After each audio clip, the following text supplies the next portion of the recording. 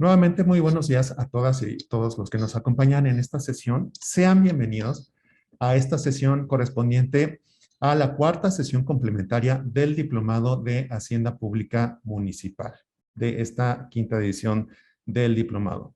Para nosotros en el INAFED es un gusto poder estar con ustedes compartiendo el tema que corresponde al día de hoy, que es el de disciplina financiera. Queremos agradecer pues a todas las personas, a los alumnos del diplomado que nos acompañan en esta sesión y por supuesto queremos agradecer a nuestros ponentes. También, bueno, le damos la bienvenida pues al coordinador del INAFED, al licenciado Ignacio Ovalle Fernández, quien nos va a brindar un mensaje. Adelante, por favor. Gracias, licenciado Ignacio Bonilla. A todas las compañeras y compañeros que están teniendo o realizando su participación en este encuentro, les expresamos un cordial saludo y aprovecho para solicitar a nuestras ponentes, la maestra Esmeralda Santana Guzmán, que es directora de Desarrollo Administrativo de la Hacienda Municipal de INDETEC, que a través de su conducto llegue nuestro agradecimiento al director general, el licenciado Carlos García Lepe, por todo el apoyo que permanentemente ha brindado para la realización de este diplomado de Hacienda Pública Municipal. Como ya lo dijo mi tocayo Ignacio Bonilla, esta es la cuarta sesión complementaria de este diplomado que está ya en su quinta edición. La importancia de este tema, pues aparentemente no requiere que sea subrayado, porque pues ¿quién de nosotros no puede comprender la importancia que tienen las finanzas? Como dice una vieja pieza teatral, creo teatral, pero cuando menos de la literatura clásica española, poderosos señores don dinero. Para todos los asuntos de la vida privada particular y de la vida pública, se requieren recursos económicos y una inteligente administración para alcanzar los objetivos que nos proponemos. Es indispensable, por lo tanto, adquirir las habilidades y los conocimientos para la adecuada administración y utilización de tales recursos. No todo consiste en obtener mayores ingresos, en obtener más recursos, que evidentemente cualquier municipio, cualquier institución pública o familia particular los apetece. La otra cara de la moneda es la administración de esos recursos. Y en ocasiones no basta la buena voluntad o el interés por hacer bien las cosas, sino que conocer las reglas para su manejo. De manera que el orden, lo que llamamos orden, termina siendo muy importante. Los aspectos de corrupción, de desvío malintencionado de recursos, es una peste que todos estamos obligados a combatir. Pero hay otro problema. Puede no haber mala intención, pero puede haber descuido o desconocimiento que genere desorden. Y al final de cuentas, para efectos de la hacienda pública, los dos problemas, en términos cuantitativos y de calidad del servicio, terminan asemejándose. Por esta razón, todo lo que tiene que ver con disciplina financiera, en este caso municipal, tiene la mayor relevancia. Yo deseo que, o expreso el deseo de que todos los participantes en este encuentro puedan encontrar elementos para que la función de su desempeño sea cada vez más eficiente. Por su atención, muchas gracias. Muchas gracias. Al contrario, coordinador, muchas gracias por sus palabras. Efectivamente, pues el tema de la disciplina financiera es un tema fundamental para todos los gobiernos municipales y que, como lo veremos con nuestras ponentes que nos acompañan el día de hoy, pues podremos observar todas aquellas atribuciones que tienen los municipios y todas aquellas reglas que deben de seguir para poder contribuir a la disciplina financiera, sobre todo con esa perspectiva de poder administrar los recursos, que como bien sabemos todos, pues son escasos y que es importante que se puedan administrar para que se puedan atender pues las distintas necesidades que hay a nivel local. De lo cual, pues ya nos hablarán de manera detallada nuestras ponentes. Para nosotros es un gusto poder darle la bienvenida a nuestras ponentes del día de hoy, quienes estarán brindándonos pues todo este conocimiento referente a lo que es la disciplina financiera y que por medio de todo este conocimiento lo que nosotros buscamos es que ustedes puedan reforzar precisamente ese conocimiento que ustedes han adquirido por medio de los contenidos que están en nuestra plataforma de capacitación referentes a este módulo de disciplina financiera. Para ello, bueno, vamos a comenzar con esta sesión. En primer término, pues le damos la bienvenida a la maestra Esmeralda Santana Guzmán, directora de Desarrollo Administrativo de la Hacienda Municipal del INDETEC, quien pues es una experta en este tema de disciplina financiera y a quien le damos la bienvenida. Maestra Esmeralda, el espacio es tuyo. Adelante, por favor. Muchas gracias, Nacho. Les brindo un saludo a todos de parte de mi director general, el licenciado Carlos García Lepe. Licenciado Ignacio, con mucho gusto yo le extiendo su saludo y coincidieron porque también el licenciado Carlos García le manda un cordial saludo. Estamos en toda la disposición de trabajar colaborativamente en estas actividades tan importantes para los funcionarios públicos, como bien dijo usted. Sin hacienda pública, pues no se pueden lograr muchos de los objetivos y metas que se planteen en los municipios. Y bueno, a los participantes que son quienes finalmente hacen al curso, pues les damos la bienvenida. Llevamos en el módulo 4, ya van más, como diría mi abuelita, ya van más para allá que para acá. Entonces, pues ojalá puedan concluir con su esfuerzo y puedan concluir también con el diplomado. Toda la información que está ahí, créanme que les va a ser muy útil para su función en la administración pública. El día de hoy vamos a estar viendo un tema muy importante. Nosotros en el INDETEC decimos que la hacienda pública se divide en 4 elementos fundamentales, que son el ingreso, gasto, patrimonio y deuda. En la disciplina financiera viene a englobar los primeros 3 y aparte el tema de la deuda. Nos pone, ahora sí como decía el licenciado Ignacio Valle, pues nos pone a lograr un buen manejo de las finanzas públicas, y eso es lo que estaremos platicando en el transcurso de la jornada del día de hoy. Voy a compartir la presentación, si me pueden confirmar si se ve completa, ¿sí?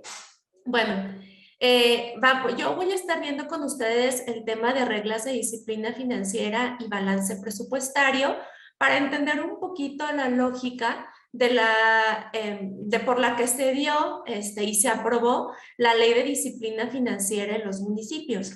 Entonces, para esto, bueno, en los municipios y entidades federativas. Para esto, primeramente vamos a platicar un poquito de las reglas fiscales, conceptualmente hablando de dónde vienen. Vamos a hablar también de la ley de disciplina financiera y su objetivo, y también vamos a platicar sobre algunas reglas de la ley de disciplina financiera que son muy importantes, que las sepamos, las consideremos y sobre todo las apliquemos en las finanzas públicas.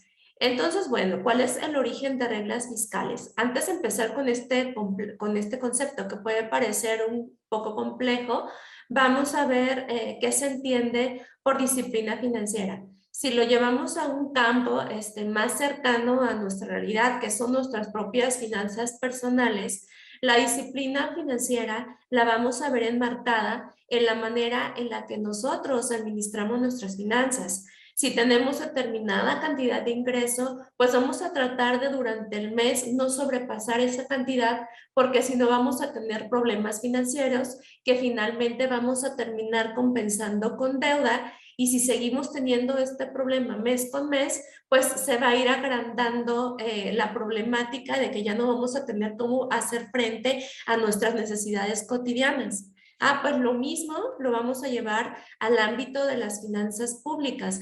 Vamos a buscar que exista una disciplina financiera en la administración de varias áreas, partidas y conceptos que la conforman. Entonces, en este sentido, la disciplina financiera va a implicar la aplicación de reglas fiscales para el manejo de los recursos públicos.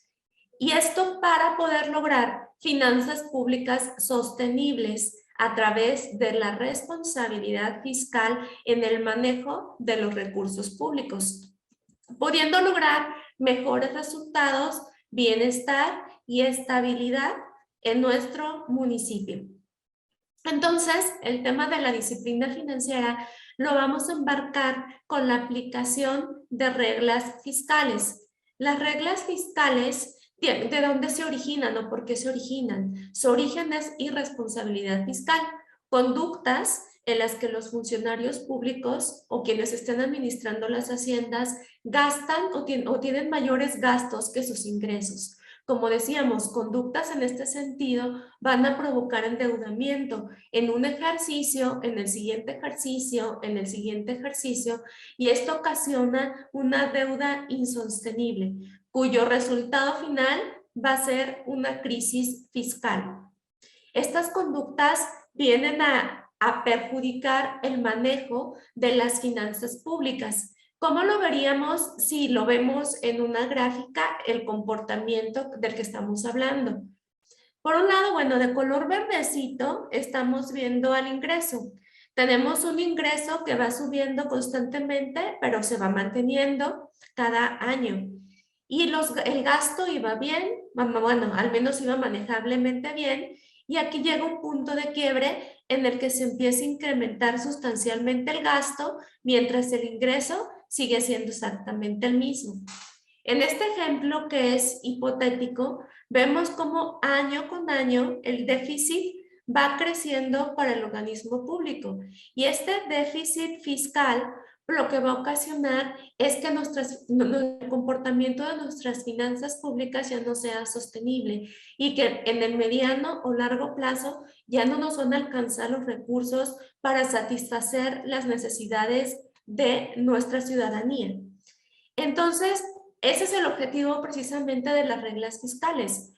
Va a ser evitar y limitar la irresponsabilidad fiscal, propiciando entonces la responsabilidad fiscal. Si lo entendemos a través de un balance entre ingreso y gasto, bueno, pues mi ingreso menos mi gasto tendría que ser mayor o igual a cero. Y esto provocaría pues una sostenibilidad fiscal en la que estamos administrándonos y disciplinándonos de manera de que nuestros gastos no sobreexcedan y ahora sí que en demasía los ingresos que estamos percibiendo. Entonces, en este sentido, vamos a tener como resultado finanzas públicas sanas. Un crecimiento también va a coadyuvar a un crecimiento, desarrollo económico y bienestar social en el corto, mediano y largo plazo. La implementación de reglas fiscales, puesto que las reglas fiscales tienden a impactar ya sea a nivel federal o a niveles subnacionales en general, pues van a implicar voluntad política y acuerdos, puesto pues que hay que aprobar una ley que tiene un contenido que vamos a tener que respetar todos los municipios, las entidades federativas. Entonces se tiene que hacer una serie de políticas y acuerdos que van a buscar un control y rendición de cuentas y transparencia. El tema aquí es que todos como ciudadanos conozcamos cuál es cuáles son las conductas que están llevando a cabo los municipios, cuáles son sus niveles de endeudamiento y seamos conscientes de lo que podría pasar si no administramos adecuadamente las finanzas públicas en los municipios. A nivel global, digo, y estos tipos de reglas existen a nivel internacional. Cuando se hizo el análisis de la Ley de Disciplina Financiera, se buscó qué es lo que había en países de Europa, en países en Latinoamérica y cómo se estaba administrando y manejando este tema.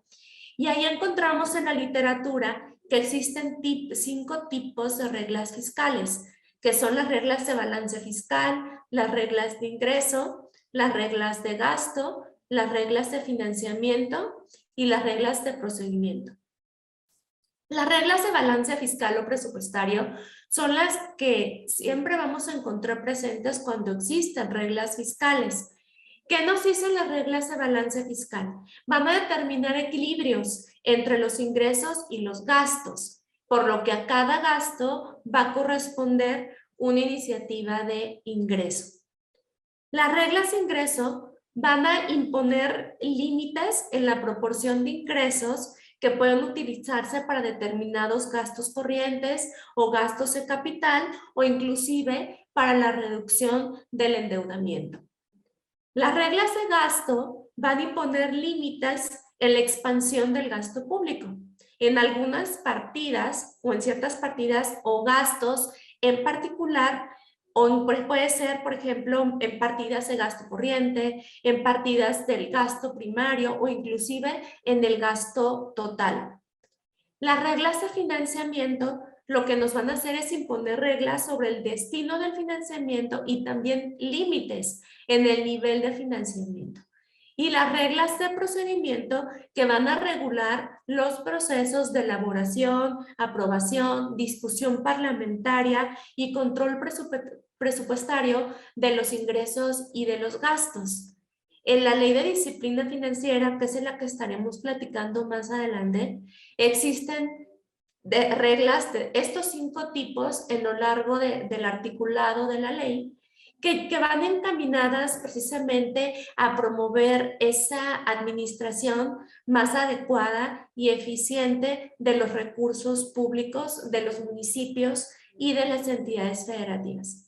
Así pues, por allá por el 2016 se aprueba la Ley de Disciplina Financiera de las entidades federativas y los municipios, que cabe señalar que estuvo previamente en discusión algunos años, pero fue hasta el 2016 en el que finalmente se aprobó esta ley, que tiene como objeto establecer los criterios generales de responsabilidad hacendaria y financiera que regirán a las entidades federativas y los municipios, así como a sus respectivos entes públicos para un manejo sostenible de sus finanzas públicas. Las entidades federativas y los municipios y sus entes públicos van a administrar sus recursos con base en los principios de legalidad, honestidad, eficiencia, economía, racionalidad, austeridad, transparencia, control y rendición de cuentas. Y aquí, bueno, pues es importante, y de hecho les marcamos hasta subrayado, que estamos buscando la responsabilidad hacendaria y financiera, que es lo que platicábamos, que luego hay conductas irresponsables que llevan a los entes públicos a niveles de endeudamiento que luego resultan insostenibles y que ponen en riesgo el equilibrio intergeneracional de las finanzas públicas. Otro punto es el manejo sostenible de finanzas públicas, es decir, finanzas públicas sanas, es lo que buscamos tener a fin de cuentas. Y bueno, sobre los principios con base, sobre los que se van a administrar los recursos, ya habíamos hablado la sesión pasada que en el artículo 134 constitucional vienen varios de estos principios y no hace más que abundar en la importancia de que se administren los recursos siguiendo ciertos principios que nos lleven a eficientar el gasto y, bueno, de hecho, la administración de las finanzas públicas en general. ¿A quiénes va a aplicar la Ley de Disciplina Financiera? Bueno, hasta el nombre lo indica, ¿no? A las entidades federativas y a los municipios, pero que particularmente vamos a encontrar que es al poder ejecutivo, al poder legislativo, al poder judicial de las entidades federativas, a los municipios y a todos los organismos autónomos, entidades del sector paraestatal, organismos públicos descentralizados, empresas de participación estatal mayoritaria, fideicomisos públicos, universidades públicas y sobre cualquier otro ente sobre el que se tenga control. Es decir, nadie se salva, nadie que maneje recursos públicos, estatales o municipales, se salva de atender a lo dispuesto en la Ley de Disciplina Financiera. Ahora bien, a partir del 2016, que se aprueba la Ley de Disciplina Financiera, surgen una serie de reglamentos, lineamientos y otras normativas secundarias que vienen a complementar la implementación de la ley. Y entre estas, ¿qué vamos a encontrar? Por orden de, ahora sí que de aparición, en octubre del 2016, los formatos del CONAC. Los formatos del CONAC son 8, que se van a presentar acompañando la información financiera del municipio, ya sea en la cuenta pública trimestral, anual o en los presupuestos de ingresos o presupuestos de egresos. Dentro de los mismos formatos CONAC se señala en dónde se deberá de presentar cada uno de los formatos y la periodicidad en la que deberán de presentarse. Respecto de los lineamientos, el menor costo financiero que se aprueban en octubre del 2016, estos lineamientos los que nos vienen a fijar, primeramente es que se debe de contratar los financiamientos bajo las mejores condiciones de mercado. Antes de la Ley de Disciplina Financiera, esto no era obligatorio, el tesorero tenía toda la libertad de contratar el financiamiento que considerara que fuese el mejor para el municipio. A partir de la Ley de Disciplina Financiera, existe la obligación de contratar el financiamiento con las mejores condiciones de mercado. Y estas mejores condiciones de mercado los vamos a acotar a la tasa efectiva menor. Entonces, los lineamientos del menor costo financiero precisamente nos van a explicar la mecánica del cálculo de la tasa efectiva. Nos va a explicar la fórmula, cuáles son las variables que tenemos que meter y en términos generales, hablándolo en palabras cristianas, lo que hace este cálculo o la tasa efectiva, lo que hace es traer a valor presente todos los costos asociados a un financiamiento, a efectos de que nosotros, que vamos a ser los tomadores de decisiones, podamos decidir cuál es el financiamiento de menor costo disponible en el mercado sobre los que nosotros ofrecimos o recibimos una oferta. El número de ofertas ya lo verán ustedes más adelante, pero tiene mucho que ver con el monto de financiamiento que queremos adquirir. Los lineamientos del menor costo financiero especifican claramente cuál es esa fórmula que tenemos que utilizar para el cálculo de la tasa efectiva. Luego, en noviembre del 2016, se aprueba el reglamento del Registro Público Único. El Registro Público Único es un lugar, o es donde nosotros vamos a registrar los financiamientos en nuestros municipios. Estos financiamientos que se registran pues están sujetos a ciertos requisitos de forma, etcétera, que son los que precisamente están regulados mayormente en este reglamento, que tiene que ver con el uso de sistemas, los permisos, las obligaciones a las que está sujeto el solicitante, cómo va a ser el registro de los financiamientos, qué tipo de información se va a enviar, la periodicidad, etcétera, ¿no? Y el reglamento del sistema de alertas que se aprueba en marzo del 2017, aquí nos va a explicar la metodología exacta para el cálculo de los indicadores y para determinar el techo de financiamiento del municipio. Aquí, bueno, el techo de financiamiento, vamos a explicarlo ahorita rápidamente, pues que es el nivel de deuda que puede adquirir un municipio y va a depender de la determinación del techo de financiamiento o el nivel de endeudamiento del municipio, que puede ser sostenible, en observación o elevado, el porcentaje de financiamiento respecto a los ingresos de libre disposición que va a poder tener el ente público. El reglamento del sistema de alertas especifica cuáles son las variables, qué tipo de información se va a meter en las variables para el cálculo de los indicadores y para el cálculo del nivel de endeudamiento, que va a depender entonces del techo de financiamiento neto. Ahora, ¿cuáles son los principios básicos de la Ley de Disciplina Financiera? Aquí vamos a encontrar las reglas de disciplina financiera, en las que básicamente la regla principal son los balances presupuestarios sostenibles, que tienden a coadyuvar a finanzas públicas sanas. Otro punto que también maneja la Ley de Disciplina Financiera y que también, valga la redundancia, son reglas, son los requisitos de contratación de obligaciones financieras. Aquí vamos a encontrar el tema de que la deuda y las obligaciones deben de contraerse al menor costo financiero y que se deben de hacer procesos competitivos para su contratación.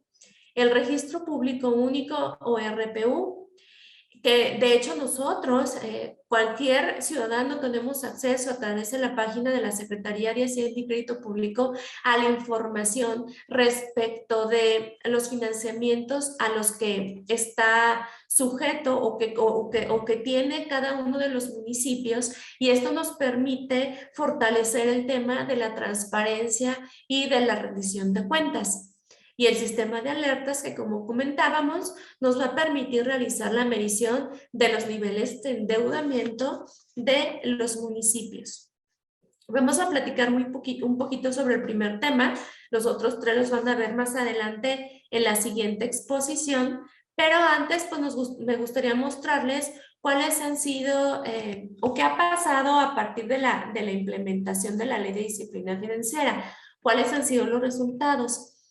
Aquí, esta información precisamente la obtuvimos del Registro Público Único de la Secretaría de Hacienda. El total de deuda de los municipios de México, cómo ha venido evolucionando a partir del año 2007, que era de 16,901 millones de pesos, se nota un claro incremento potencial sustantivo, que de hecho es lo que lleva a la imposición de la Ley de Disciplina Financiera, que si se fijan, a partir del 2016 ha disminuido la deuda en los municipios a nivel nacional. Aquí, bueno, pues es relevante destacar que la Ley de Disciplina Financiera, pues pareciera que se ha logrado un manejo más disciplinado de las finanzas públicas de los municipios, de manera que ahora somos conscientes de que las obligaciones que contraemos en este momento pues van a venir a impactar a futuro en las finanzas públicas de los municipios, por lo que no somos funcionarios a 3 años, sino que somos funcionarios del municipio, que tenemos que ver no solamente por esos 3 años, sino por el bienestar del municipio y los ciudadanos en el largo plazo. Y sobre las reglas de disciplina financiera, vamos hablando primeramente de la de balance presupuestario. Primeramente, la de balance presupuestario, en el artículo 19 de la Ley de Disciplina Financiera, encontramos 2 balances: el balance presupuestario sostenible y el balance presupuestario de recursos disponibles sostenibles. ¿Cuál es la diferencia entre ambos? El primero de ellos nos dice que los ingresos totales deberán ser mayores o iguales al gasto total menos las amortizaciones. Es decir, si lo viéramos en una balanza, del lado izquierdo vamos a tener los ingresos totales y del lado derecho tendríamos el gasto total menos las amortizaciones, buscando el equilibrio entre ambos lados de la balanza. En el caso del balance presupuestario de recursos disponibles sostenibles, la primera diferencia es que ya no hablamos de los ingresos totales, hablamos de los ingresos de libre disposición. Los ingresos de libre disposición nos van a incluir los ingresos propios, que serían los ingresos que se recaudan por el municipio, más las participaciones. Estaríamos hablando entonces de los ingresos no etiquetados, que son los que son de libre disposición para el municipio. Por el otro lado de la balanza ya no vamos a encontrar el gasto total, también vamos a encontrar solamente el gasto no etiquetado y le vamos a disminuir igual las amortizaciones. Otra diferencia importante de este balance es que incorpora el concepto de financiamiento neto, que hace alusión al nivel de endeudamiento que puede adquirir el municipio. Entonces, ¿qué sería el financiamiento neto? Sería la suma de las disposiciones realizadas de un financiamiento y las disponibilidades menos las amortizaciones efectuadas de la deuda pública. El concepto de disponibilidades lo ponemos en negritas porque fue una adición posterior a la aprobación de la Ley de Disciplina Financiera. Por ahí por el 2018 o 2019 se incorpora este término, que es importante que tengamos presente lo que se adiciona son las disponibilidades, que son los recursos provenientes de los ingresos que durante los ejercicios fiscales anteriores no fueron pagados ni devengados para algún rubro del gasto presupuestado, excluyendo a las transferencias federales etiquetadas. Esto va a constituir nuestro financiamiento neto. Ahora hablábamos a un principio del techo de financiamiento neto. Al momento de que nosotros estemos calculando nuestro balance presupuestario de recursos disponibles sostenibles, vamos a tener un techo de financiamiento neto al que vamos a poder ser susceptibles a la contratación de endeudamiento.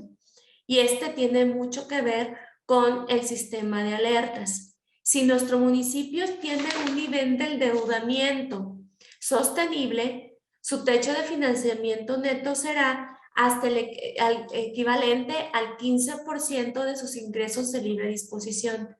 Si su techo de financiamiento fuera en observación, solamente sería el 5%. Y si el techo de financiamiento fuera igual a cero, que fuera elevado, el techo de financiamiento sería igual a cero. ¿Por qué hago énfasis en este punto? Porque aquí en esta regla podemos ver que por un lado, en esta regla fiscal, estamos equilibrando el tema del ingreso con el tema del gasto, pero también estamos restringiendo el nivel al que es susceptible de financiarse un municipio si sus condiciones para financiarse no son las óptimas.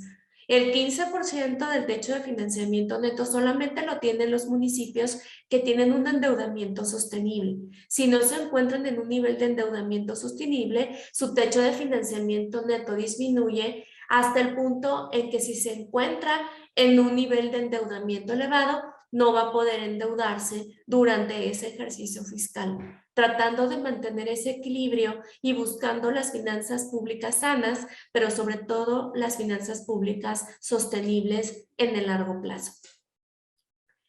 Digo, el artículo menciona que los ingresos, que el gasto, o más bien, el gasto total que se proponga al ayuntamiento y el aprobado deberán de contribuir a este balance presupuestario sostenible. Sin embargo, existen tres puntos específicos por los que sí se puede incurrir en un balance presupuestario de recursos disponibles negativos. Y estos están señalados en el artículo 7 de la Ley de Disciplina Financiera.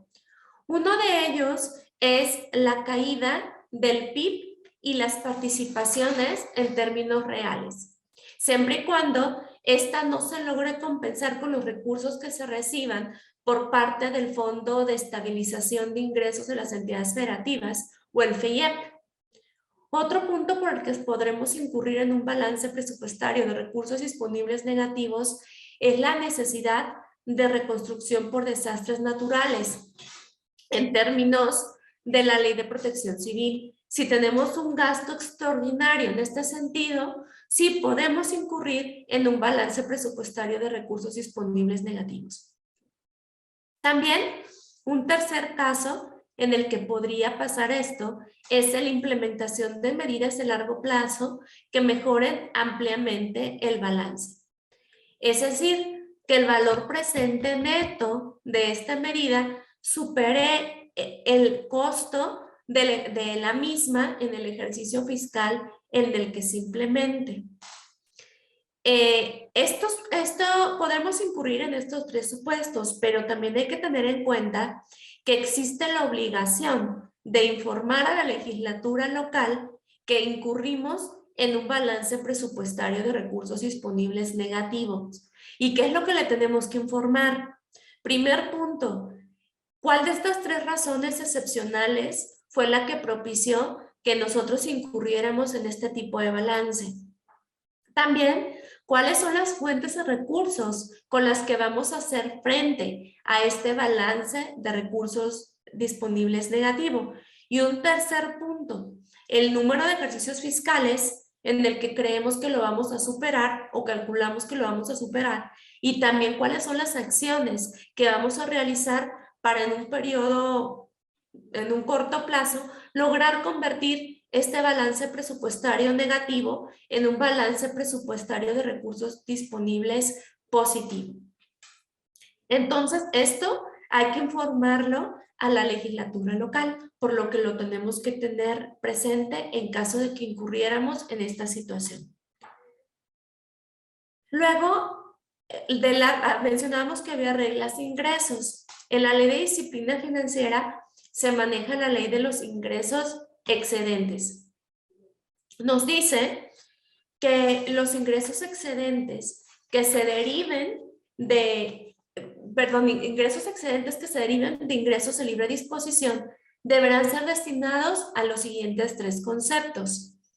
Nos habla que si por lo menos un 50 o 30% deberán de destinarse para la amortización anticipada de la deuda, para el pago de ADEFAS, para el pago de pasivos circulantes y otras obligaciones, sentencias definitivas y aportaciones a fondos de desastres y de pensiones. ¿En qué caso será el 50% y en qué caso será el 30%? El 50% será en el caso de que nos encontremos en un nivel de endeudamiento elevado. Y el 30% será en el caso en el que nos encontremos en un nivel de endeudamiento en observación. Y el remanente, ¿en qué lo vamos a utilizar? O sea, el 50 o el 70%, dependiendo del nivel de endeudamiento que tengamos, lo podemos destinar a la inversión pública productiva a través de un fondo que se va a constituir para este efecto y que los recursos se deberán ejercer a más tardar en el ejercicio inmediato siguiente. O también lo podemos destinar a un fondo que tenga como objetivo compensar la caída de los ingresos de libre disposición de los ejercicios subsecuentes. En caso de que nos encontremos en un nivel de endeudamiento sostenible, vamos a poder destinar, sin considerar porcentajes en estas partidas, a nuestra libertad lo que queramos destinar, y además de estos ingresos de libre disposición excedentes, vamos a poder destinar un 5% para gasto corriente. Ahora, ¿qué pasa cuando incurrimos en la situación contraria? Que tenemos ingresos disminuidos o una disminución en los ingresos. En caso de que durante el ejercicio los ingresos que se previeron en la ley de ingresos no se alcancen, se deberán aplicar ajustes en el presupuesto de egresos, en los rubros que están señalados y en este mismo orden. Es decir, primero habrá que hacer recorte a los gastos de comunicación social. Si esto no nos es suficiente, pues a gasto corriente, sin meternos al tema de los subsidios que son entregados directamente a la población. Si todavía no nos es suficiente, entonces en servicios personales vamos a recortar prioritariamente en derogaciones por percepciones extraordinarias, es decir, tratando de no impactar en el sueldo de los servidores públicos. En caso de que ninguno de estos rubros fueran suficientes para compensar la disminución de ingresos, vamos a poder hacer ajustes en otros conceptos de gasto, pero siempre teniendo como regla no afectar a los programas sociales. Sobre estas reglas, tanto de ingresos excedentes como de ingresos disminuidos, lo que es adecuado, digo, y siempre les aconsejamos, es que al momento de que estemos haciendo las proyecciones o las estimaciones en nuestra ley de ingresos, tratemos de ser lo más conservadores posibles y apegarnos lo mayor que podamos a la realidad de nuestro municipio. Por ejemplo, en las partidas de ingresos o conceptos de ingresos que se relacionan ampliamente con un padrón de contribuyentes, como son a lo mejor el tema de panteones, el tema de tianguis, el tema de predial, pues hacer un cálculo, una corrida en nuestro sistema para saber exactamente cuántos ingresos podemos recibir, ¿no? Y en el tema de algunos conceptos de ingresos, como son las transmisiones patrimoniales o los impuestos sobre adquisición de inmuebles, que a veces varían año con año de lo que se va a recaudar, a lo mejor podemos utilizar un método estadístico que nos alinee todas estas recaudaciones de manera que podamos tener una estimación un poco más aproximada para el próximo año y que no estemos incurriendo en que nuestros ingresos excedentes sean demasiados o nuestra disminución de ingresos sea demasiada y entonces tengamos que estar haciendo disminuciones en nuestro presupuesto de egresos o bien tengamos que estar destinando los recursos a unos conceptos que pues la ley establece y no hay forma de no destinarlos ahí. Otra regla que esta tiene que ver con gasto, hablábamos que también de reglas que son de gasto, es la de servicios personales, que ha sido una de las reglas de la Ley de Disciplina Financiera más polémicas desde que inició su implementación. Polémicas porque, pues sí, estamos limitando el crecimiento de la partida, pero también a veces porque no nos queda claro exactamente cómo vamos a hacer el cálculo del monto máximo de crecimiento de la partida. Entonces, ¿qué es lo que nos dice el artículo 10 de la Ley de Disciplina Financiera? Nos dice que hay un límite para el crecimiento de la partida global de servicios personales. Partida global, primeramente. Nos referimos al capítulo 1000 en general, al total de nuestro capítulo 1000 en general. ¿Cuánto es ese crecimiento? De acuerdo a la ley, hay dos opciones. Puede ser del 3% de crecimiento real o el crecimiento señalado en los criterios generales de política económica, el que sea menor entre estas dos.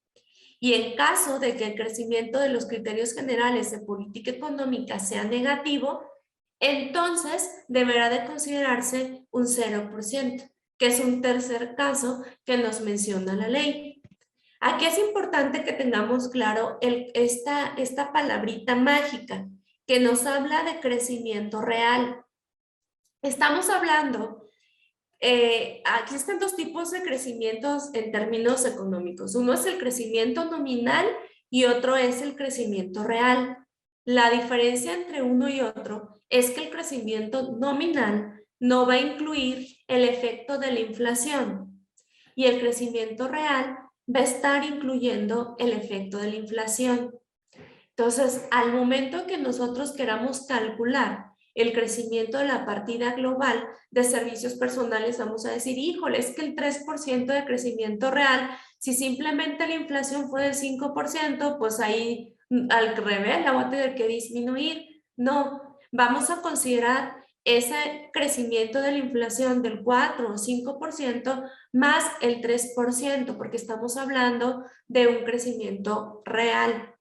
Entonces, esta es la primera parte que no debemos de confundir.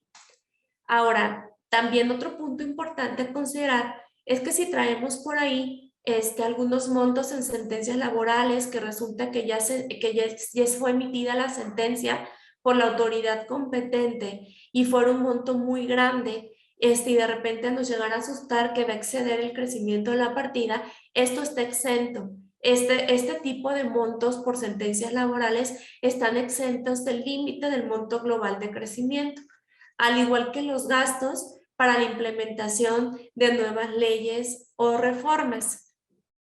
También esos están exentos del crecimiento de la partida. Ahora, para dejarlo un poquito más claro, nosotros manejamos mucho esta tablita que maneja los 3 casos hipotéticos en los que pudiéramos caer al momento de que queramos definir cuál es la tasa que tenemos que decidir para el crecimiento del monto global de la partida 1000 o del capítulo 1000. Entonces, por ejemplo, tenemos que una tasa en los criterios generales de política económica de crecimiento del 4%. En este caso, nosotros tomaríamos el 3% de la ley de disciplina financiera porque es menor al 4%, que es lo que creció la economía de acuerdo a los criterios generales de política económica. Entonces, este es el primer caso, que la economía es estable, de hecho está en crecimiento, y ese crecimiento inclusive supera la tasa establecida en la ley de disciplina financiera. Entonces vamos a tomar el crecimiento real de la ley, que es el 3%. Pero ahora vamos a suponer que la economía no ha estado bien y entonces hay un 2% de crecimiento de acuerdo a los criterios generales de política económica, que es inclusive menor que el 3% de la tasa que está establecida en la ley de disciplina financiera. En este caso, tomaríamos la menor, que es la de los criterios generales de política económica, que es el 2%. Pero ahora vamos a suponer que la economía está muy mal, que acabamos de salir del COVID, que se han hecho pésimas medidas y que entonces tenemos una tasa de crecimiento negativa. Entonces, del menos 1.5%.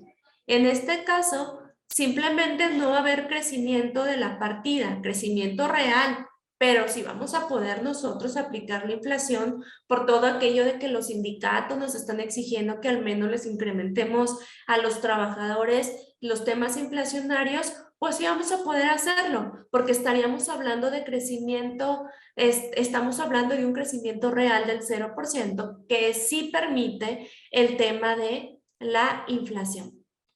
Entonces ya en un ejercicio, en un cálculo, que digo, esto va a quedar en su material, pero vamos a platicarlo ahorita rapidito cómo sería el cálculo. Tenemos un monto del capítulo 1000 de 1.500.000 que fue aprobado en este año para nuestro presupuesto de egresos, ¿no? Ese fue el monto aprobado para el 2022.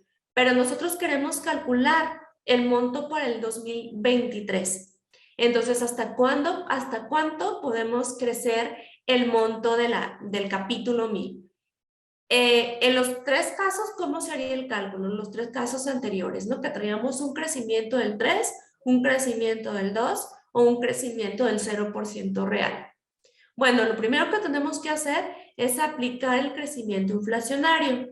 En un supuesto de que la inflación es el 5.8%, haríamos el cálculo en esta columna, ¿no? ¿Cómo es el cálculo? Podemos hacerlo de 2 formas. Multiplicar 1.500.000 por 0.03 y al resultado sumarle nuevamente 1.500.000, que ese es el camino largo. Al otro podemos sumar a la unidad el 3%. Entonces multiplicaríamos directamente 1.500.000 por 1.03 y eso nos daría de resultado 1.058, que es la inflación, y eso nos daría como resultado 1.587.000, que ya que estamos agregando el efecto del factor inflacionario. Ahora en la siguiente columna vamos a agregar el efecto del crecimiento real.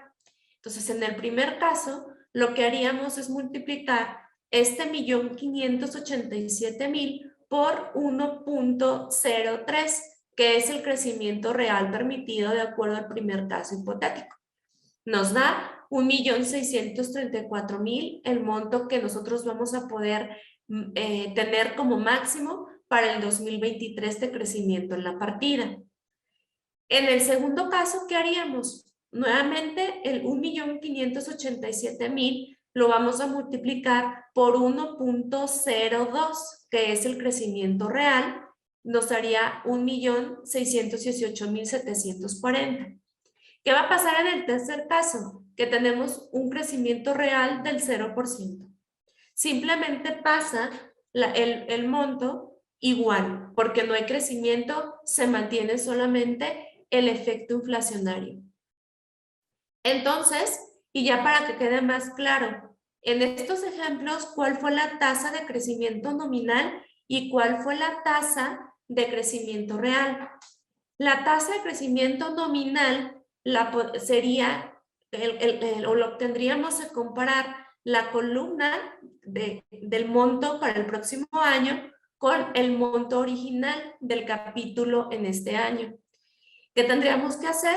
La diferencia entre 1.634.000 y 1.500.000, que este 134.610 pesos, la dividiríamos entre 1.500.000 y esto nos daría 8.97% de tasa de crecimiento nominal, que es lo mismo que multiplicar 1.058 por 1.03%. Eso nos haría menos 1, ¿no? Nos haría 8.97%.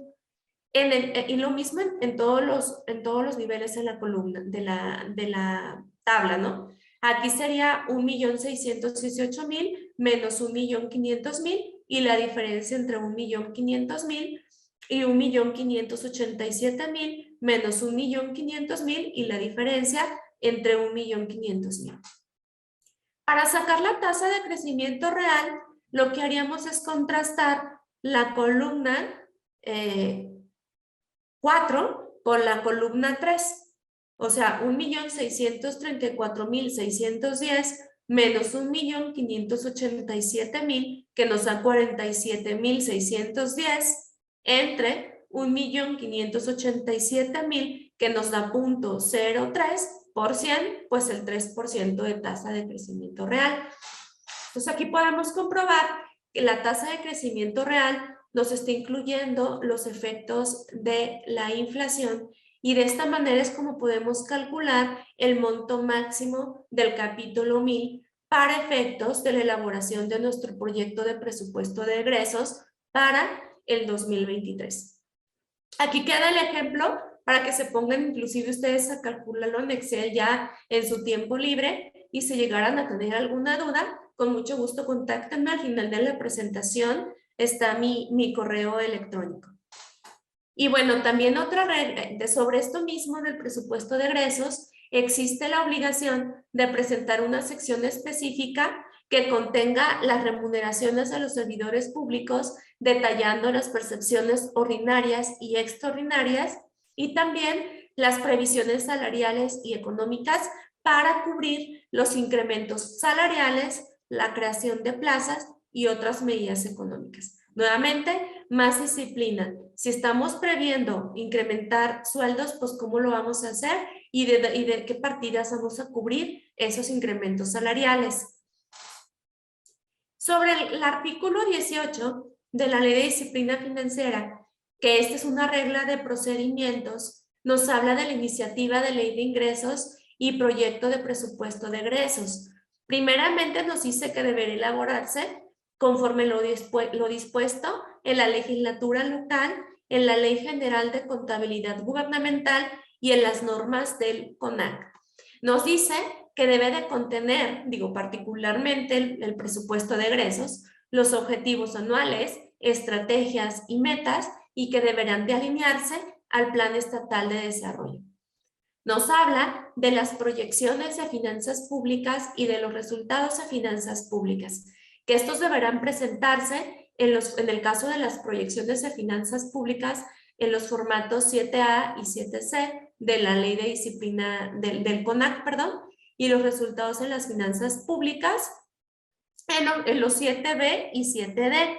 Aquí nos habla de que deben de proyectarse 3 años en caso de que los municipios tengan más de 200,000 habitantes y 1 año en que tengan menos de 200,000 habitantes. Lo mismo para los resultados de las finanzas públicas. También nos dice que las estimaciones de participaciones y transferencias federales no deberán exceder lo previsto en el presupuesto de egresos de la Federación y en la Ley de Ingresos de la Federación. Y nos habla de que deben de incluir también un estudio actuarial de pensiones, el cual debe actualizarse cada 4 años, de acuerdo a las especificaciones ya vertidas en los formatos ECONAC, que este es particularmente el 8, nos dice que deberá de presentarse junto con la iniciativa del presupuesto de egresos de los municipios. Sobre los riesgos que también están permeados en esta misma disposición, ¿qué es lo que pudiéramos incluir? Pudieran haber riesgos de una disminución de las transferencias participables que se vean reflejados en una baja en la recaudación federal participable y por ende en una disminución de los coeficientes de participación, menores recursos a los municipios. Entonces, eso pudiera ser un riesgo. Otro, que pudiera haber una disminución en la recaudación de los impuestos. Que esta disminución pudiera ser por una disminución en la actividad económica en los negocios que están establecidos en el territorio municipal, o también que se diseñaran nuevas contribuciones y que hubiera la posibilidad de que los contribuyentes interpongan medios de defensa sobre estos. Al ser nuevas, pues de repente, o estar mal diseñadas, de repente pueden existir este tipo de medios de defensa que van a impactar también en la recaudación de los impuestos. También posibles presiones contingentes en el gasto que se pueden derivar tanto de laudos laborales como de fenómenos meteorológicos o climáticos recurrentes. Esto es muy importante que tengan presente que deben de incluirlo en sus iniciativas de ley de ingresos y de presupuesto de egresos. Otra regla es respecto de los recursos a cubrir por el tema de ADEFAS. Al inicio de la ley de disciplina financiera, en los primeros años, podrían ser hasta del 5.5% del presupuesto de egresos, pero ya ahora que estamos en el 2021, 2022 y a partir del 2021 es el 2.5%, por lo que es muy importante que tengamos presente que no nos excedamos de este monto. Para quienes no estamos muy familiarizados con el término de ADEFAS, aquí les pusimos la definición de acuerdo al clasificador por objeto de gasto del CONAC. Son las asignaciones destinadas a cubrir las erogaciones devengadas y pendientes de liquidar al cierre del ejercicio fiscal anterior, derivadas de la contratación de bienes y servicios requeridos en el desempeño de las funciones de los entes públicos, para los cuales existió una asignación presupuestal con saldo disponible al cierre del ejercicio. Y el devengado, ya habíamos dicho en la sesión pasada, que es el momento contable que refleja el reconocimiento de una obligación de pago a favor de un tercero, que hablábamos en este caso de cuando ya damos un recibo de materiales a un proveedor en el que ya estamos aceptando que se recibió a conformidad un bien o servicio. Y aparte, en los ADEFAS ya existe una asignación presupuestal para esa erogación y a pesar de ello no fueron pagadas durante un ejercicio, por lo que quedan pendientes de liquidarse en el siguiente ejercicio. Por eso les digo que la recomendación es que tengamos un control muy claro en nuestra pagaduría, de los cheques que tenemos pendientes de pagos y trataron que si el último día del año de liquidar todos estos pagos para no exceder este porcentaje que es relativamente pequeño para cubrir las ADEFAS. Otro punto muy importante y con lo que también a veces tenemos problemas a partir de la entrada en vigor de la Ley de Disciplina Financiera es con el principio de anualidad, que aplica particularmente para los recursos federales etiquetados.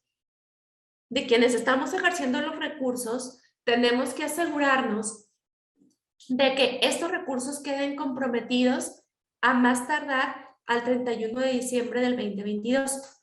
¿Qué es lo que nos dice la regla? Que si dichos recursos no se comprometen al 31 de diciembre del 2022, deberán de regresarse a más tardar o reintegrarse a más tardar el 15 de enero del siguiente ejercicio a la TESOFE. Si los llegáramos a comprometer, todavía tenemos hasta el 31 de marzo del siguiente año, o sea, del 2023, para devengar, ejercer y pagar los recursos. Los que no alcancemos a devengar, ejercer o pagar, también los vamos a tener que reintegrar a más tardar el 15 de abril a la Tesorería de la Federación. Es muy importante entonces también que estemos planeando y que seamos conscientes de que al menos tenemos que comprometerlos, que lo ideal sería pues cerrar bien el ejercicio y ya tenerlos comprometidos, devengados, ejercidos o pagados, pero la operación del municipio ya sabemos que muchas veces no nos lo permite. Pero entonces lo que sí tenemos que procurar es que al menos los recursos de estos fondos queden comprometidos al 31 de diciembre del 2022 para no desperdiciarlos y regresarlos cuando tenemos tantas necesidades en nuestros municipios por satisfacer. Y luego menciona otro supuesto que es el que tenemos marcado como el 3, que son para los recursos etiquetados que pudieran tener un calendario de ejecución. Aquí hay que comprometerse de vengarse, ejercerse y pagarse conforme a lo que esté estipulado en el calendario de ejecución. Una vez que terminara o concluyera este calendario, deberán de devolverse aquellos recursos que no se devengaron, ejercieron o pagaron 15 días posteriores a la conclusión del calendario de ejecución. Y con esto concluyó la presentación de las reglas fiscales. Les dejo en la siguiente diapositiva mis datos. Digo, esto tengo entendido que les suben la información a ustedes en su plataforma y quedo a su disposición para cualquier pregunta que pudieran tener en este momento o igual después de que vuelvan a checar el material más adelante. Ay, Dios. Voy a dejar de compartir. Listo, no podía. Muchas gracias. Agradecemos pues a la maestra Esmeralda Santana Guzmán por esta excelente presentación. Creo que nos has brindado algunos de los aspectos más importantes en materia de reglas, en materia de disciplina financiera, que pues es importante que todos los municipios lo puedan conocer, ¿verdad? Porque a final de cuentas, pues esto aplica para todos los municipios y por lo mismo pues es importante que pues estemos en condiciones de poder conocerlas y poder aplicarlas, ¿verdad? También, bueno, queremos invitarlos a que nos hagan preguntas y comentarios por medio de nuestro chat para que al final de la sesión podamos atender todas esas preguntas y comentarios. Ya tenemos algunas, por supuesto, todas estas preguntas serán atendidas. Pero antes de ir a esta parte, preguntas y comentarios, vamos con nuestra siguiente ponente, que es la licenciada Elizabeth Cariño Machuca, que pues es parte del INAFER y quien pues nos va a brindar el tema de deuda pública, registro público único y sistema de alertas. Adelante, Elizabeth. Buenas tardes a todas y todos. Antes que nada, quiero comentarles que para mí es muy grato poder estar el día de hoy con ustedes en esta cuarta sesión complementaria del Diplomado en Hacienda Pública Municipal en su quinta edición. Y bueno, sin más preámbulo, vamos a dar paso a esta segunda parte de la sesión en la cual vamos a abordar el tema de la deuda pública. Me voy a permitir compartirles pantalla. Les voy a pedir por favor que me indiquen si la observan de forma correcta. Bien, parece que ya se está compartiendo. Bien, como les decía, vamos a ver este tema de la deuda pública y el contenido que vamos a observar y que, como ya bien lo mencionó el maestro Ignacio, es el de contratación de deuda. ¿Cuándo podemos llevar a cabo esta contratación de deuda? ¿Cuál es el procedimiento para la contratación de esa deuda? ¿Y cuándo no se puede realizar contratación de deuda por parte de los entes públicos, entre ellos los municipios? También retomaremos el tema del registro público único, este registro en el cual, como ya bien lo señaló la maestra Esmeralda, en este registro se van a transparentar cada uno de los financiamientos y de las obligaciones que tienen los entes públicos, y finalmente abordaremos de forma muy sintética la parte del sistema de alertas de la Secretaría de Hacienda y Crédito Público, la cual, o mejor dicho, el cual mide ese nivel de endeudamiento, y a raíz de esa medición de endeudamiento va a ser el techo de financiamiento neto que van a poder contratar los municipios para un ejercicio fiscal. ¿Cuál va a ser el objetivo entonces de esta segunda parte de la presentación? Va a ser precisamente dar a conocer los principios y las disposiciones que la ley determina en materia de contratación de deuda pública. ¿Cuál ley? Pues la Ley de Disciplina Financiera de las entidades federativas y de los municipios. Entonces, comencemos con esta primera parte de la contratación de deuda. En este punto me interesa destacar que a la deuda pública no se le puede ser tildada de buena o de mala o con un concepto peyorativo. De hecho, la deuda puede ser un gran instrumento de desarrollo, un instrumento que acompaña al desarrollo de los municipios, siempre y cuando sea bien planeada, bien utilizada y utilizada con un alto grado de responsabilidad. Además de que el destino debe de ser marcado hacia donde lo señala precisamente esa ley de disciplina financiera. Y también se debe de respetar en todo momento la capacidad de pago de los municipios. Esto con la finalidad de no afectar las finanzas públicas y que en un futuro se pongan en riesgo. Entonces, tenemos estos dos puntos, ¿no? Por un lado, la deuda no es buena ni es mala, ¿no? Hay que saber utilizarla de forma adecuada, respetando esa capacidad de pago, y puede ser ese instrumento para el desarrollo. Ahora bien, ¿cuándo hay necesidad de la contratación de deuda? Bueno, cuando existe un déficit de recursos. ¿Qué quiere decir esto? Que nuestras necesidades de gasto sean mayores a nuestros ingresos. Entonces, en este punto, el ayuntamiento, los municipios, los entes públicos pueden analizar el contratar financiamiento. Una vez de que ya hayan realizado determinado análisis en donde ustedes digan, bueno, con nuestros recursos propios no nos alcanza para solventar determinado gasto, para realizar determinada obra, y que a pesar de los recursos que les llega por transferencia, esto es participaciones y aportaciones federales, pues tampoco alcancen a cubrir esa necesidad de gasto. Entonces ya la alternativa puede ser el financiamiento. Ahora bien, los financiamientos son esos préstamos, esos créditos que son pagados a determinado plazo en determinadas parcialidades. Debemos de considerar que tenemos dos tipos de financiamientos, de obligaciones.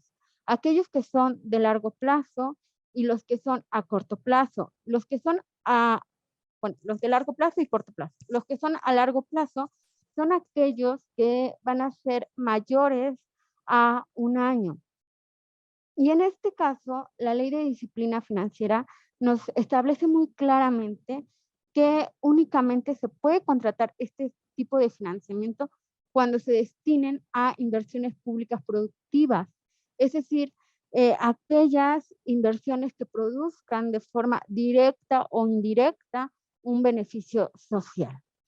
También se puede aplicar al refinanciamiento o reestructura. Es decir, refinanciamiento significa que contraten un nuevo financiamiento para cubrir un financiamiento contratado previamente, ¿no? Y aquí hay que tener mucho cuidado o hacer énfasis en que se mejore, por ejemplo, la tasa de interés. Y también pueden ser destinados a reestructura, es decir, a cambiar lo originalmente pactado en un contrato. Y repito, en esta parte pues hay que fijarnos en que se mejoren las condiciones de la deuda. Y también puede ser contratada para la contratación de servicios bajo este esquema de asociaciones público-privadas, cuyo componente de pago incluya la inversión pública productiva. Algo muy importante de señalar aquí es que para la contratación de este tipo de deuda pública a largo plazo, se requiere la aprobación de las 2/3 partes de los congresos locales. Estos congresos locales van a determinar el monto máximo de endeudamiento, así como van a realizar ese análisis de esa deuda, para qué va a ser destinado, ¿no? También, punto importante de señalar aquí es que no se va a requerir de la aprobación de estas 2/3 partes de la legislatura, siempre y cuando se cumplan las disposiciones específicas que se determinan nuevamente en esa ley.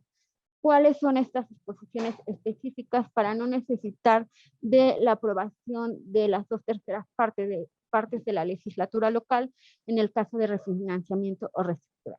El primer punto es que exista una mejora en lo que es la tasa de interés, además de que no se incremente el saldo insoluto. ¿Cuál es el saldo insoluto? Bueno, ese saldo que va quedando después de cada pago. Además, no debe de ampliarse el plazo original del financiamiento y no debe de haber periodos de gracia y tampoco se deben de modificar los perfiles de amortizaciones. Siempre y cuando se cumplan estos 3 puntos, no se va a requerir de esa aprobación de las 2/3 partes de la legislatura local. Sin embargo, y aquí es algo muy importante también, sin embargo, sí se debe de dar aviso en un periodo de 15 días naturales al registro público único, informando de la operación que hicieron respecto al refinanciamiento o reestructura. Y en el caso de los refinanciamientos, únicamente puede ser destinado el recurso a financiamientos que previamente hayan estado inscritos ya en este registro público único. Bien, decíamos que uno de los destinos de esta deuda de largo plazo es la inversión pública. ¿Pero qué se entiende por inversión pública productiva?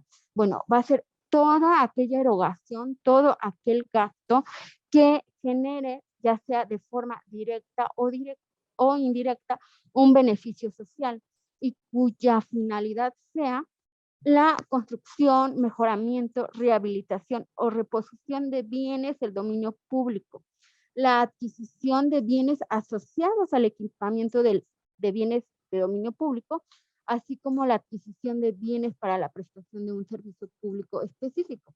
Esta definición la vamos a poder encontrar en lo que es el artículo 2, fracción 25 de la Ley de Disciplina Financiera.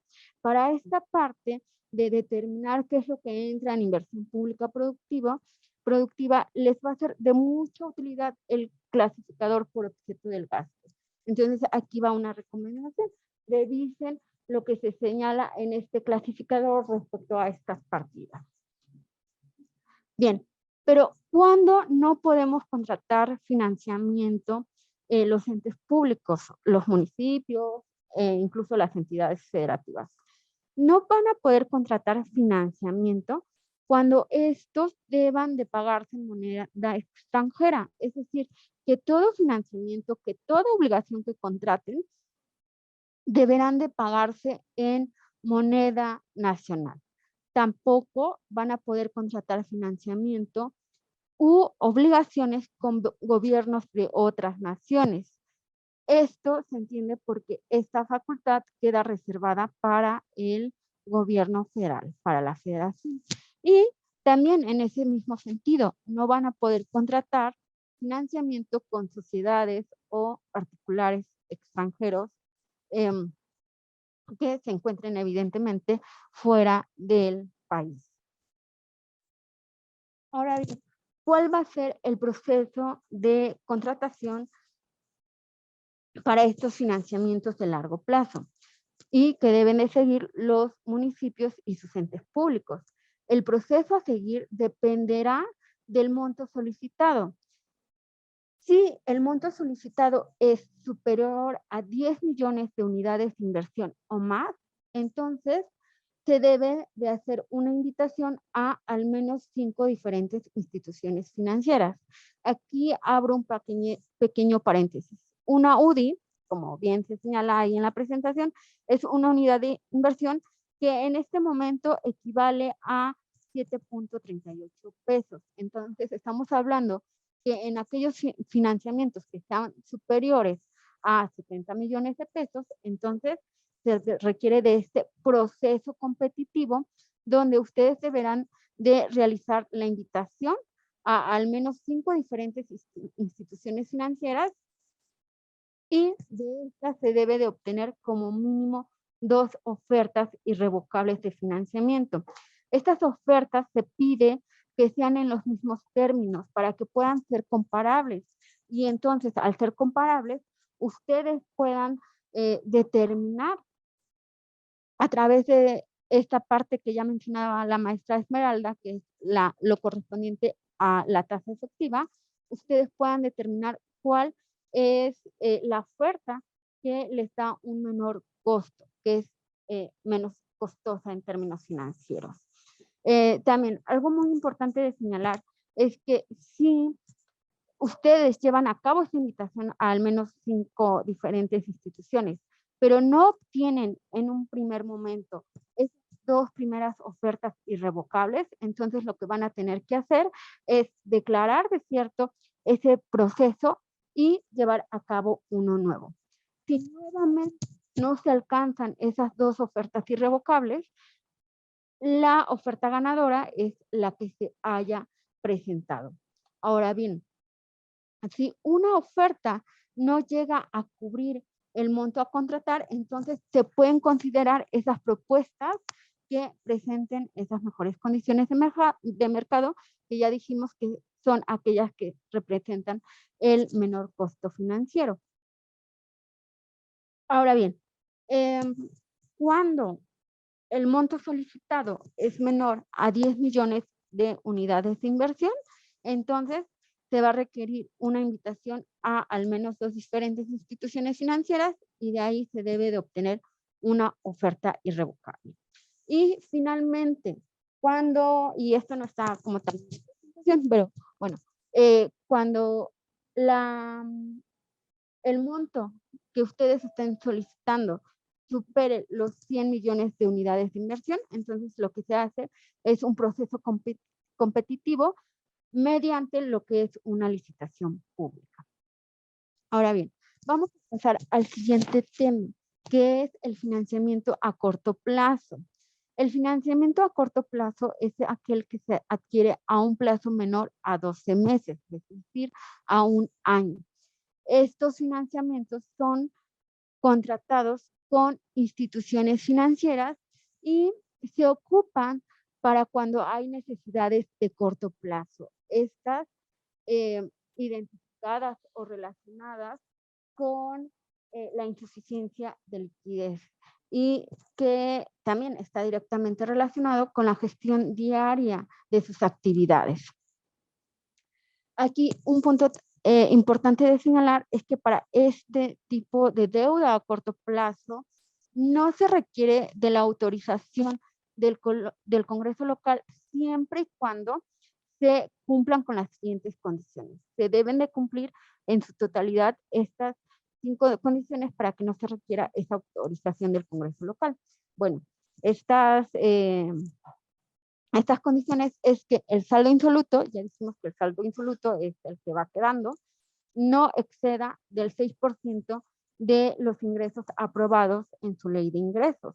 Además, algo muy importante es que los financiamientos a corto plazo, considerando, por ejemplo, que ustedes ya estuvieran en su último año de gobierno y deciden solicitar un financiamiento a corto plazo, entonces se deben pagar en su totalidad en un plazo, en un tiempo, a más tardar 3 meses antes del término de ese periodo de gobierno de la administración correspondiente. ¿Esto con qué finalidad? Pues con la finalidad de no dejar este tipo de deudas a la administración venidera.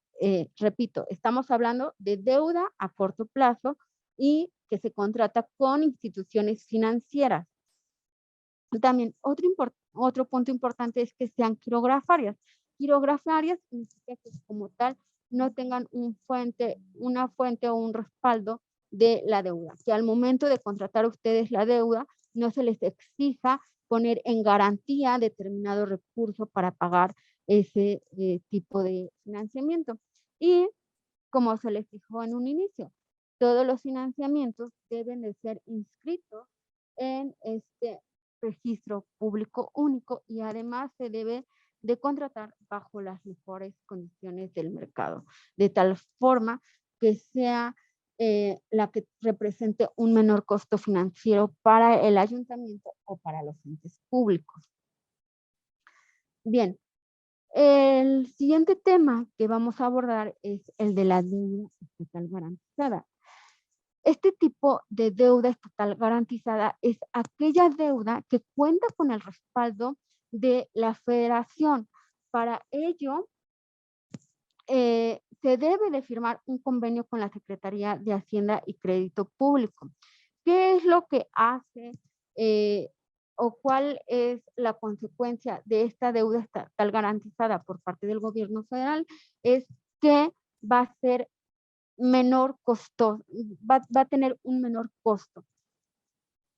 Y bueno, entonces decíamos, para tener esta deuda estatal garantizada, se debe de celebrar este convenio con la Secretaría de Hacienda y Crédito Público, pero también se debe de garantizar que el municipio o el ente público va a realizar el pago de esta deuda. Entonces, se tienen que afectar las participaciones que les corresponden a los municipios.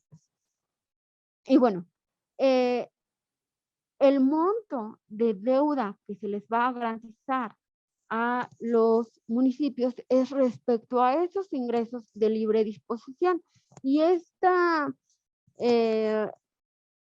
garantía, este monto de deuda garantizada va a depender del año en el que se encuentre el convenio.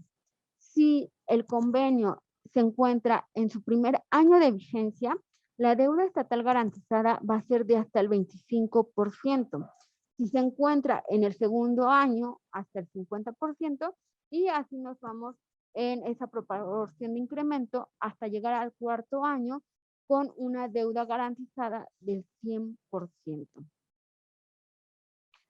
Bien, ahora vamos a ver este siguiente tema, que es el de, como les dije en un inicio, es en este registro a cargo de la Secretaría de Hacienda y Crédito Público en el cual se tienen que inscribir la totalidad de financiamientos y obligaciones adquiridos por parte de los entes públicos y de los municipios. Con este registro público único se busca dar transparencia a los financiamientos, ya que precisamente en este registro, valga la redundancia, se escriben las fechas de registro, los montos que se contrataron, el nombre de la institución con la cual se llevó a cabo la contratación de ese financiamiento, si se trata de un financiamiento a largo o corto plazo, cuáles son los mecanismos y garantías de pago de ese financiamiento o de esa obligación. Entonces, para el registro público único, y ustedes van a poder observar cada uno de esos financiamientos contratados por los municipios en la página de la Secretaría de Hacienda y Crédito Público.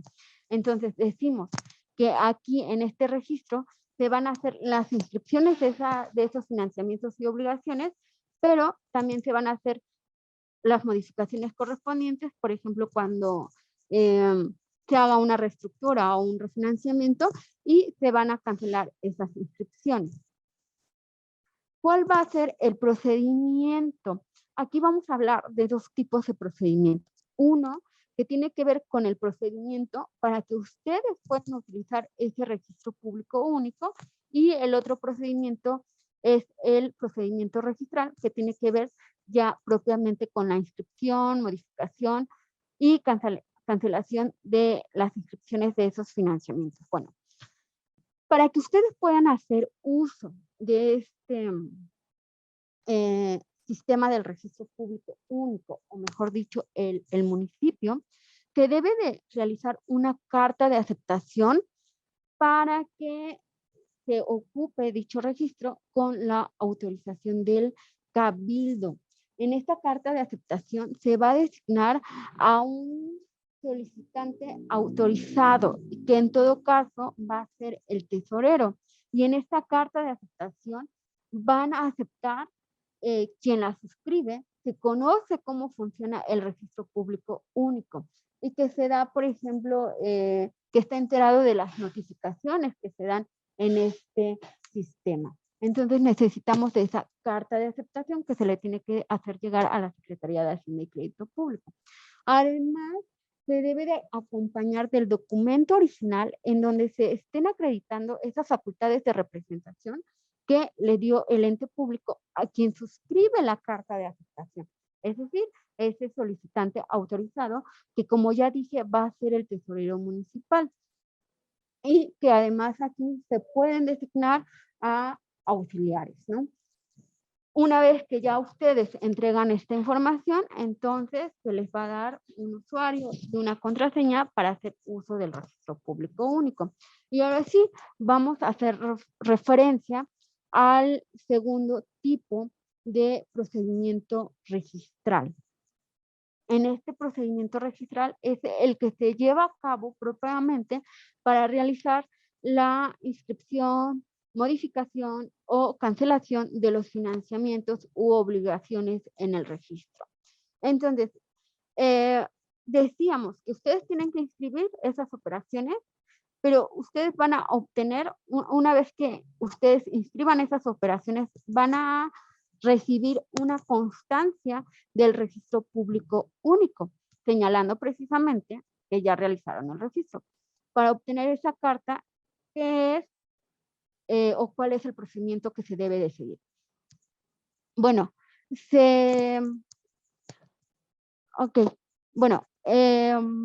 el procedimiento que se debe de seguir es el siguiente. Ustedes primero van a consultar en ese reglamento del registro público único cuáles son exactamente los documentos que deben de ingresar. Si cumplen con esos requisitos que se les señala en el registro público único, entonces el registro público único les va a emitir esa constancia de inscripción en un máximo de 30 días hábiles. Si no llegan a cumplir con los parámetros de esos requisitos, entonces, en un lapso de 10 días hábiles, el registro público único les va a emitir por una única vez una prevención en donde ustedes van a tener que solventar esas observaciones que se les está haciendo el registro público único. Algo importante aquí de señalar es que una vez que se emite esa prevención, se suspende el plazo original de los 30 días, se da un espacio de 10 días para que ustedes puedan dar respuesta a esa prevención. Una vez pasado este tiempo o una vez que ustedes ya dieron respuesta, entonces en un lapso de 20 días hábiles van a poder o recibir su constancia señalándoles que ya quedó el registro, o bien va a haber un desechamiento. ¿Qué pasa cuando hay este desechamiento o por qué puede ser este desechamiento? Este desechamiento puede ser porque una vez que ustedes dieron respuesta, pues realmente no solventaron la observación que les realizó el sistema del registro público único, o bien porque se agotó el plazo para dar la respuesta a la prevención y no se dio dicha respuesta. Entonces, en esos casos, se emite el desechamiento y van a tener que volver a realizar el procedimiento registral. Aquí un punto fundamental es que cuando ustedes hacen la contratación de financiamientos a largo plazo, para poder disponer de los recursos de esos financiamientos a largo plazo, van a tener que realizar ese registro. Ustedes no van a poder disponer de esos recursos sin que hayan llevado a cabo la inscripción correspondiente en este registro público único. Ahora bien, el siguiente tema es el del sistema de alertas. Este sistema de alertas está ampliamente ligado a lo que es el registro público único, porque el sistema de alertas se va a alimentar precisamente con la información que se vierta en el registro público único. Como se dijo desde un principio, va a medir el nivel de endeudamiento de los municipios que tengan contratados esos financiamientos, esas obligaciones y que estén inscritos, reitero, que estén inscritos en ese registro público único. Y mediante este sistema de alertas, lo que se mide son 3 indicadores. Estos indicadores son el de deuda pública y obligaciones sobre ingresos de libre disposición. Aquí lo que se va a medir prácticamente es la sostenibilidad que se tiene respecto a esa deuda. Entre mayor sea la deuda, pues se entiende que menor va a ser el nivel de apalancamiento, precisamente porque su deuda es alta. En cuanto al servicio de la deuda pública y obligaciones sobre ingresos de libre disposición, este indicador básicamente nos hace referencia a la capacidad de pago del ente público y al costo de esa deuda. Y finalmente, respecto al indicador de obligaciones de corto plazo y proveedores y contratistas sobre ingresos totales, a lo que nos va a hacer referencia es a esa capacidad que tiene el municipio para dar respuesta a esas deudas de corto plazo. Ahora bien, como bien lo señaló la maestra Esmeralda, del nivel de endeudamiento en el cual ustedes se encuentren de esta combinación de indicadores va a ser el techo de financiamiento que van a tener en un ejercicio fiscal. Si su nivel de endeudamiento se encuentra insostenible, va a ser del 15%, si se encuentra en observación, del 5%, y si es elevado, del 0%. Algo importante de señalar aquí es que la medición en el sistema de alertas se lleva de forma semestral para el caso de los municipios. Significa que van a tener 2 evaluaciones en un año, pero algo también muy importante es que también se va a llevar a cabo una evaluación anual, y esta evaluación anual es respecto a la cuenta pública del ejercicio fiscal anterior. Me explico. Estamos en el año 2023. Supongamos que ustedes ya están viendo lo correspondiente al año 2023 y a ese nivel, quieren saber ese techo de financiamiento que van a utilizar para el año 2023. Entonces, la información que se va a tomar como referencia es la de la cuenta pública correspondiente a 2021. Y según el resultado va a ser ese techo de financiamiento que van a poder disponer o el cual van a poder considerar para el próximo ejercicio fiscal. Ahora bien, también les comentaba que se hacen 2 evaluaciones, ¿no? Si por más de 12 evaluaciones ustedes no entregan información sobre a esos endeudamientos que tienen, se les va a catalogar en un nivel de endeudamiento alto. Entonces, por consiguiente, no van a poder tener ese techo de financiamiento que requieran. Y también, si ustedes llegan a incumplir con algún pago de un financiamiento que tengan en el registro, también se les va a catalogar con un nivel de endeudamiento alto y no van a poder salir de ese nivel hasta que se pongan al corriente. En la pantalla pueden ver un tablero, un semáforo, por decirlo de alguna forma, y aquí lo que me interesa que quede claro es que al indicador que se le da mayor peso es al de deuda pública y de obligaciones sobre ingresos de libre disposición. Si ustedes se encuentran en este indicador en alto, sea cual sea el nivel en el que se encuentren los otros indicadores, se les va a catalogar con un nivel de endeudamiento alto. Y bueno, ya para ir cerrando esta presentación. A partir de que se da la Ley de Disciplina Financiera de las entidades federativas y de los municipios, se puede observar que hay una disminución en los financiamientos de los municipios. Podemos observar que a partir de 2016 y hasta 2021 sigue esta tendencia a la baja.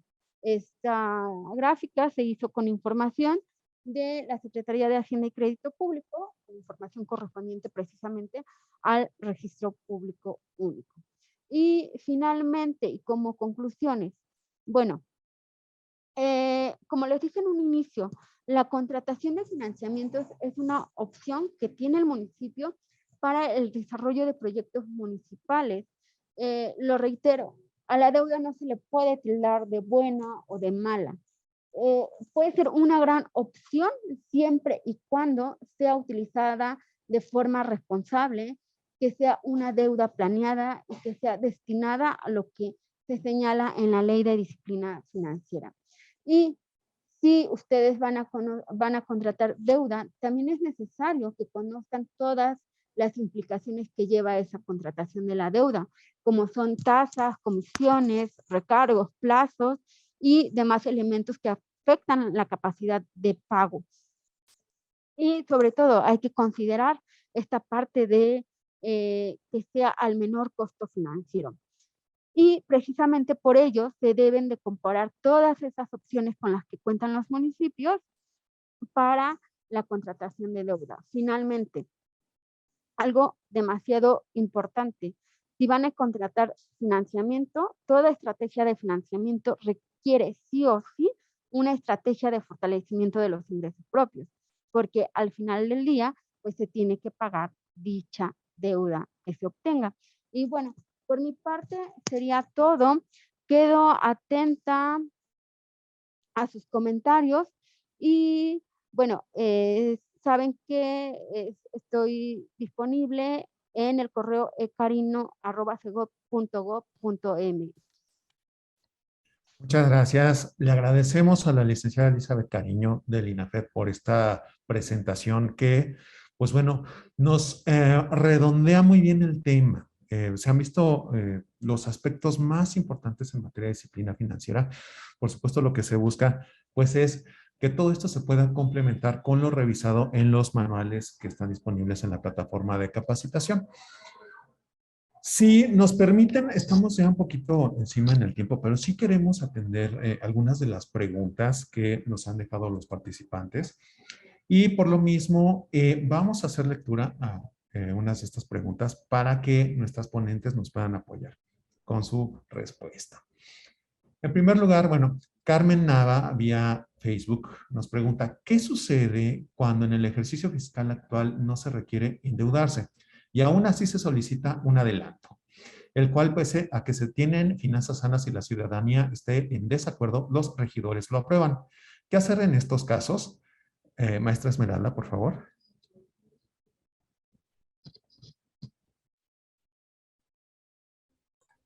Ya, no podía desactivar el micrófono. Ay, esa pregunta está media complicada. Bueno, digo, hablando específicamente y acotándonos a la Ley de Disciplina Financiera, pues la verdad es que están en posibilidades de hacerlo, puesto que están cumpliendo tanto con el color que decíamos verde de semaforización. Entonces, pues sí tienen la opción de endeudarse. Yo lo que haría, si no estoy de acuerdo, es pues a qué está dirigido si es inversión pública productiva o no es inversión pública productiva, de cuál es el plazo y hasta a qué se está destinando y conocer el proyecto, ¿no? Para ver efectivamente si va a cumplir o no con las necesidades que requiere la ciudadanía, porque en términos completos, pues realmente se siguió todo el protocolo, se aprobó por los regidores, bueno, a lo mejor falta que, dependiendo del monto, que también le dio una revisada el Congreso del Estado, si no pasó por ahí, pues a lo mejor ahí podría analizarse por segunda ocasión el tema. Pero bueno, esto sí requiere mucha conciencia de nosotros como servidores públicos que estamos en la tesorería, pero pues también de quienes nos están aprobando los órganos de gobierno, ya sean regidores, ya sea el Congreso, que seamos conscientes de que la deuda realmente sea requerida para temas que realmente vayan a ser de utilidad a los ciudadanos y no estarnos endeudando nada más con proyectos que realmente no se requieren. Ese sería mi comentario. Muchas gracias, maestra Esmeralda. Tenemos otra pregunta también interesante que nos hace Álvaro Arrona, que dice: ¿qué sucede cuando en el municipio se tienen finanzas públicas sanas, pero no cuenta con bienestar social ni desarrollo económico? ¿Qué es lo que se tiene que analizar en este caso?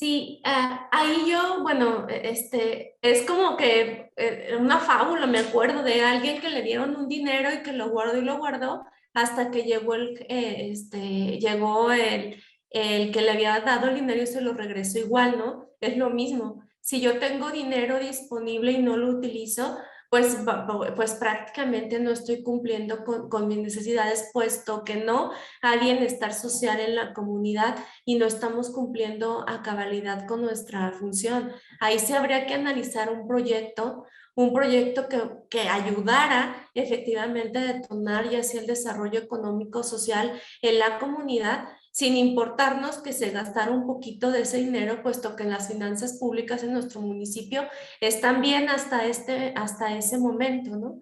Entonces ahí sí sería buscar el equilibrio de utilizar las finanzas públicas, estirarlas lo más que se pueda para así poder generar ese bienestar social y económico en la comunidad que, pues como comenta el compañero, pues no se ha venido logrando en su municipio.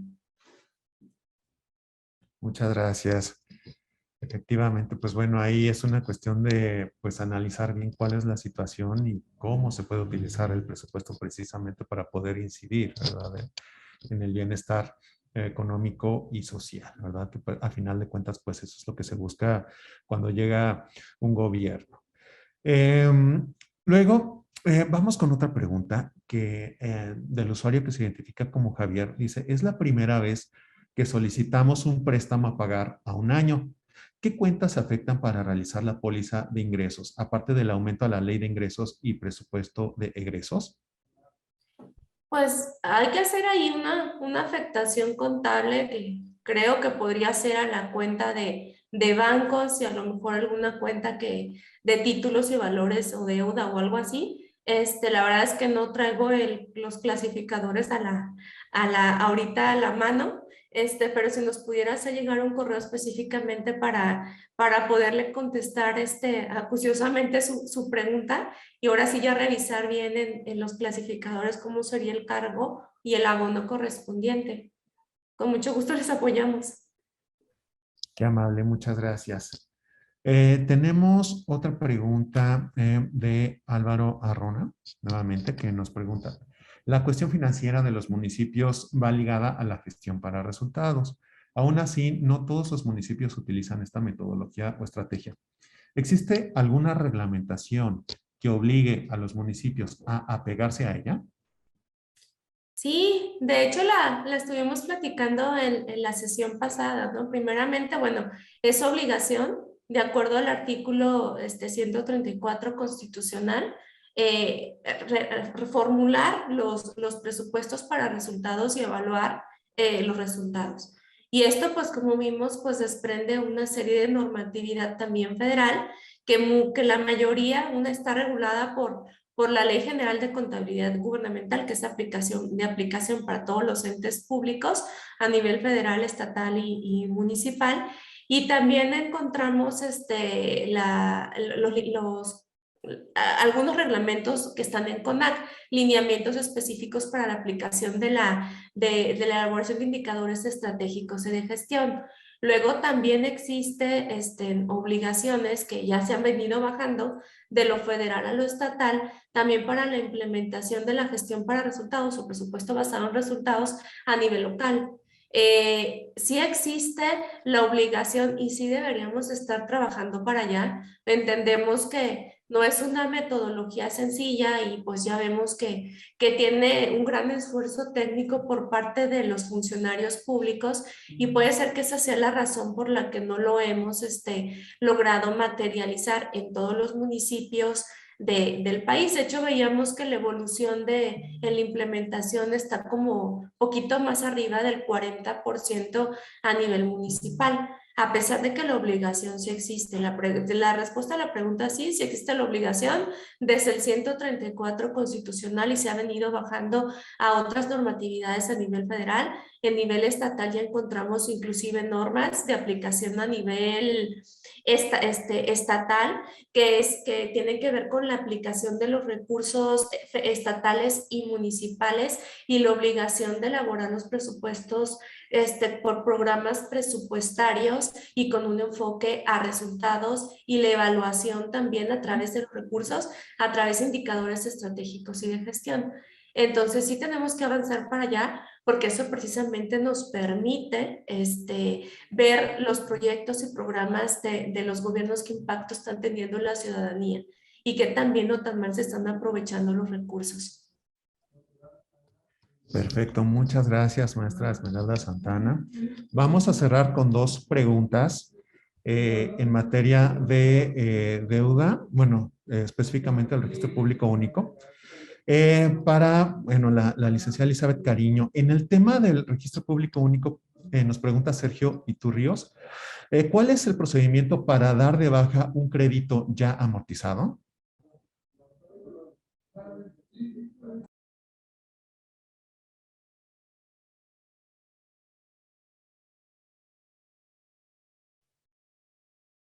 Bien, aquí para responder esta pregunta es necesario, bueno, identificar primero que se trata de una cancelación. Entonces, ¿cuál va a ser el procedimiento? Para que ustedes identifiquen cuál va a ser ese procedimiento, es necesario que consulten como tal el reglamento del registro público único. Es en este documento en donde se les va a señalar a detalle cuál va a ser precisamente ese procedimiento para la cancelación y cuáles son los documentos que deberán de ingresar al registro público único. Muchas gracias. Bueno, tenemos otra pregunta de Pablo Meneses que nos pregunta, ¿cuál es el procedimiento para actualizar usuario en el RPU? La administración anterior no dejó claves y no se sabe qué usuario se tenía.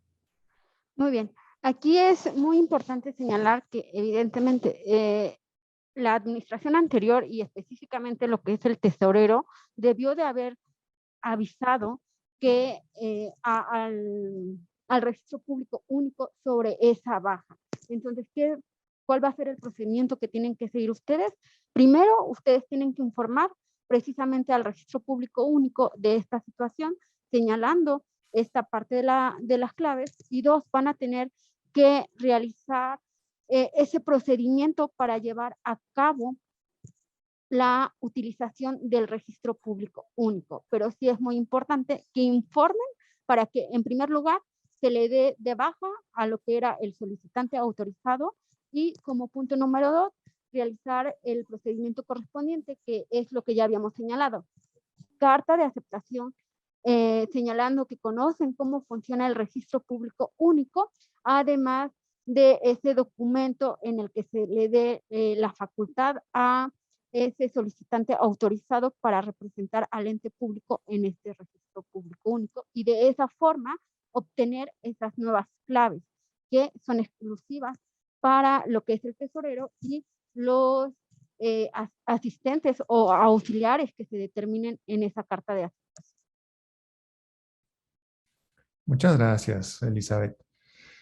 Bueno, pues ya estamos sobre el tiempo, nos pasamos un poquito, pero esperamos que haya sido pues con el objetivo de que pues ustedes puedan aprovechar esto que vimos, ¿verdad? Porque pues sin duda el tema de disciplina financiera es muy extenso, pero a la vez es muy interesante y sobre todo pues es muy importante que ustedes lo puedan conocer. Y con esto, bueno, estamos nosotros cerrando este módulo del diplomado de Hacienda Pública. Esperando que pues haya sido de mucho provecho y bueno, considerar que pues ya estamos casi sobre el cierre del diplomado. Nos queda un módulo y una sesión de este módulo en materia de transparencia y rendición de cuentas. Y pues la invitación es que sigan en el diplomado, que lo concluyan, porque pues ya estamos muy cerca de concluirlo. Entonces, bueno, para nosotros es muy importante que ustedes lo puedan concluir y por supuesto que nos puedan acompañar en la siguiente sesión, que ya será la última de este diplomado. Nuevamente, queremos agradecer a nuestras ponentes, a la maestra Esmeralda Santana Guzmán. Muchas gracias por su participación. Como siempre, su participación es brillante y muy interesante para todos los participantes. Agradecerle a nuestra compañera Elizabeth Cariño también por su participación con el tema de deuda pública, que también, sin lugar a dudas, es un tema fundamental para todos los municipios. Y bueno, nuevamente, a nombre de nuestro coordinador, el licenciado Ignacio Ovalle Fernández, queremos agradecerles a todos por su participación en esta sesión, esperando que haya sido de mucha utilidad y por supuesto extenderles la invitación para que nos acompañen en nuestros próximos diálogos virtuales y por supuesto en la siguiente sesión complementaria de este diplomado. Sin más, agradecemos a todas y todos y les deseamos que pasen una buena tarde. Muchas gracias.